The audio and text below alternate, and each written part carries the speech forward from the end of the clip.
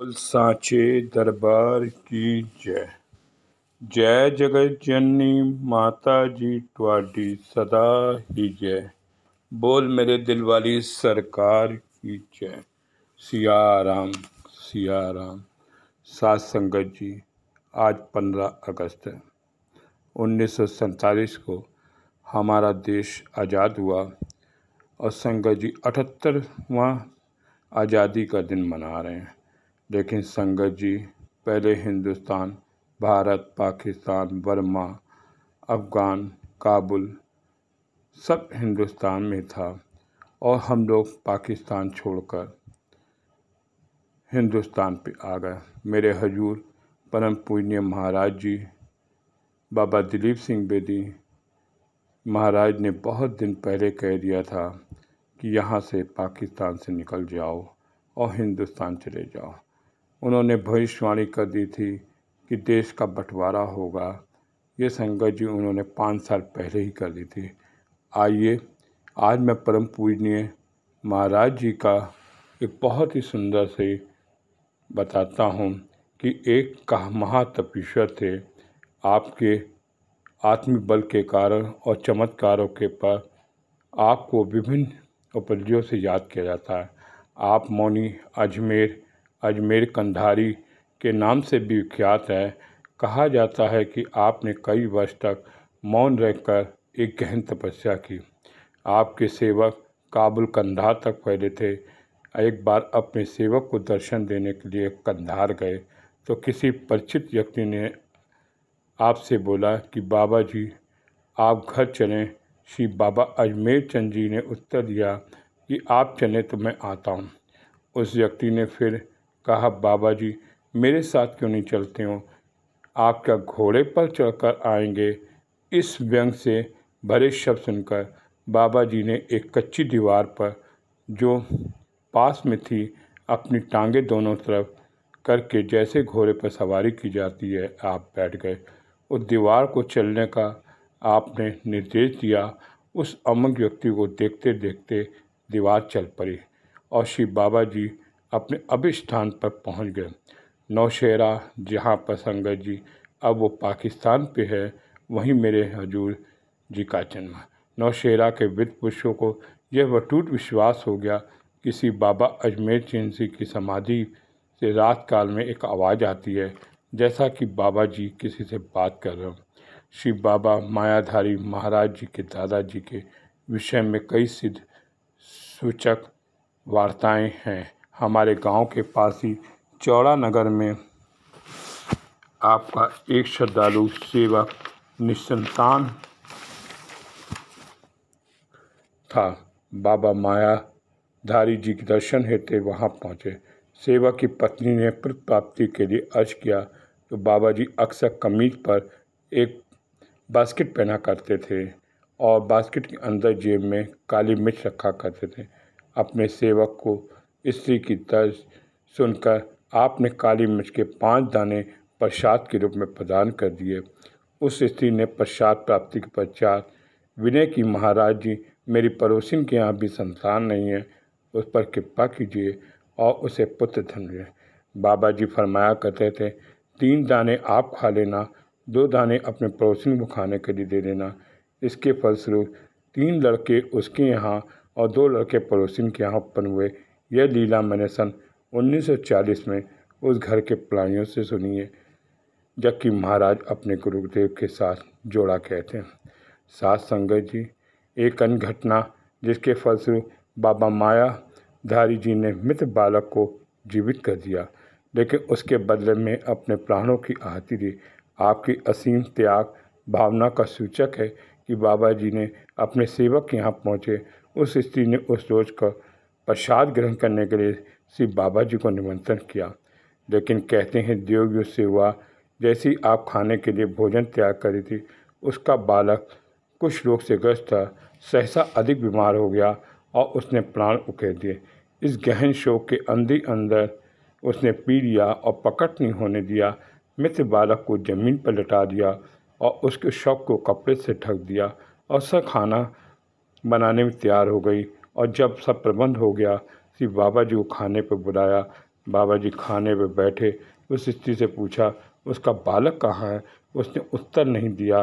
कहीं होगा, आप भोजन ग्रहण करने के लिए आ गए। बाबा जी तो अंतर्यामी थे। उठे, पानी का लोटा हाथ में लिए बालक के शव के पास हो गए। लोटे से पानी की मुट्ठी भरी बालक के मृत शरीर पर छिड़क कर जीवित कर दिया। तत्पश्चात आपने चद्दर ओढ़ ली और हाथ में अपना डंडा लेके वहाँ से बिता दी। सायंकाल के समय सभी सब बचे जब आप लेट गए, अपने चद्दर अपने ओढ़ ली, अपना शरीर त्याग के यहाँ पर आने पर आपने शरीर त्याग के यहाँ पर आज भी वो समाधि बनी है। श्री चरणों में क्यों न बार बार सिर झुकाया जाए। आपने अपने सेवकों को घर पर बुलाकर आबाद कर दिया, निस्सहाल काम कर दी। जिस शरीर के मोह बस मनुष्य क्या क्या करता है वह नश्वर है और योगी को परित्याग करता है। बच्चा किसी खिलौने को तोड़ सकता। श्री महाराज जी के पिता बाबा बिशन सिंह जी अपने सेवकों को दर्शन देने और उनकी खबर लेने के लिए नौशेरा से बाहर दौड़ा करते थे।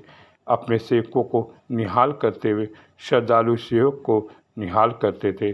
श्रद्धालु सेवक दूर दूर से चलकर बैसाखी के अवसर पर प्रायः श्री बाबा अजमेर चंद की समाधि पर दर्शन करने आते थे और अपनी मनोकामनाओं की पूर्ति के लिए यथाशक्ति श्रद्धा के अनुसार पुष्प भेंट करते थे। श्री महाराज बाबा दिलीप सिंह जी ने अपने बालकाल से ही दूर स्थानों पर जाकर दर्शन देकर मन आश्रित इच्छाएं प्रदान करके विश्वास काया को प्रयोग किया, पूर्ण रूप से स्वरूप को परिचय दिया।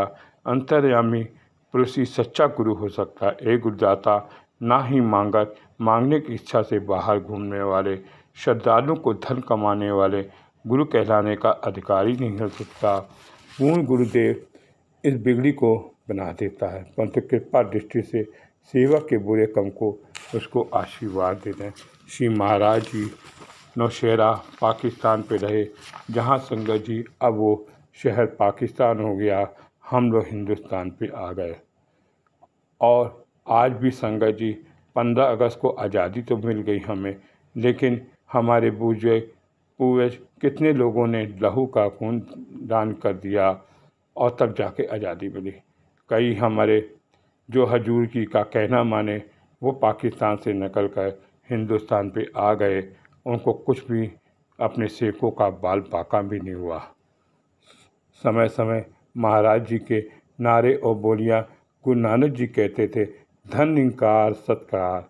जब फकीर के अंदर से लहर उठती है तो दरगाहीकरण आता है, उसके मुखारबिंद से नारा निकलता है, आप नहीं बोलते, ओंठ उसके होते हैं, आवाज़ पीछे से आती है।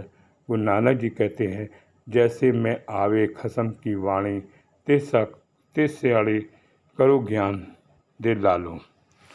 साथ संगत जी, मेरे हजूर वो त्रिलोकी नाथ हैं, वो कि उनके संगत जी हम उनको त्रिलोकी नाथ के रूप में देखते हैं। एक बार हरिद्वार में किसी माई ने महाराज से पूछा, बाबा जी आप बेदी हैं, आज संक्रांत है, आप गुरुद्वारे क्यों नहीं आए? हजूर ने हंस कर जवाब दिया, हे भोली माई, मैं तो गुरुद्वारे के बाहर कभी गया ही नहीं, मैं हमेशा गुरुद्वारे में रहता हूँ, पर तेरे को आज तक मैंने वहाँ नहीं देखा। एक आदमी ने बाबा जी से एक बार शिमला में सवाल किया कि बाबा जी गरीबों के घर औलादें क्यों ज़्यादा होती, तो महाराज ने झटपट जवाब दिया, मुझको बता कि गाड़ी के थर्ड क्लास डिब्बे में भीड़ ज़्यादा क्यों रहती है। उसने कहा कि टिकट लेने के पैसे नहीं होते। हजूर ने जवाब दिया कि हर एक इतने कम लेकर नहीं पैदा होता, पैदा होते ही कोठियाँ रुपयों पैसे का मालिक बन जाता। चुप रहा। एक बार मेरे संत जी ने किसी से पूछा, आज अमावस्या है, स्नान क्यों नहीं किया? संत जी हंस कर बोले, ओ मोर, किसी ने मछली से पूछा है कि तुम कितने बजे नहाती हो? तुम्हें स्नान करते देखा? जो मछली का स्नान तो वो करते हैं जो पानी से बाहर आ जाते हैं, मेरा तो जीवन ही पानी है, मैं तो दरिया से बाहर कभी नहीं आया। महाराज जब किसी बड़े अमीर के घर जाते थे तो उसकी सजावट देख कर ये पढ़ते थे, मत देख भूला बिसरे, तेरे चित्र आए न जिया। श्री हजूर जी पूजा करते हुए पढ़ते हैं गुरुवाणी, तुम दाते ठाकुर वेद पालक नायक खसम हमारे, निमक निमक तू ही पति पोलो हम बालक तुम्हारे थारे। जीवा एक कवन गुण कहिए तू बेशुमार है, बेअंत स्वामी तेरा अंत ना किन्हू लड़िए। कोट पराध हमारे खंडो, अनेक विधि समझाओ, हम अज्ञान अलमत थोड़ी, तुम आपन बिरधो पाए। तुम्हारी शरण में तुम्हारी आशा, तुम्ही सजन सुले, राखो राखणहार द्वाला नानक के घर बोले। मैंने एक बार पूज्य संत जी से विनती करके पूछा, ये लोग भजन करते हैं, कैसे करते हैं, भजन क्या होता है? महाराज बोले, भजन वो होता है जो करते समय मन बाहर न भागे, भज भागो न मत। भजन अंदर से निकलता है, भजन मन का किया मंजूर है, जुबान का किया तो जाप कहते हैं। मिसाल है राम नाम जप हृदय माए, नानक मंत्र सेती कर जाए। नहीं तुल राम नाम विचार, नानक गुरुमुख नाम जपिए एक बार। बोल सांचे दरबार की जय। सात संग जय संत जी, माता जी तुम्हारी सदा ही जय। आज संगत जी सभी को 15 अगस्त देश की आज़ादी की आप सभी संगत को बहुत बहुत बधाई हो। जय सिया राम, जय सिया राम, जय सिया राम।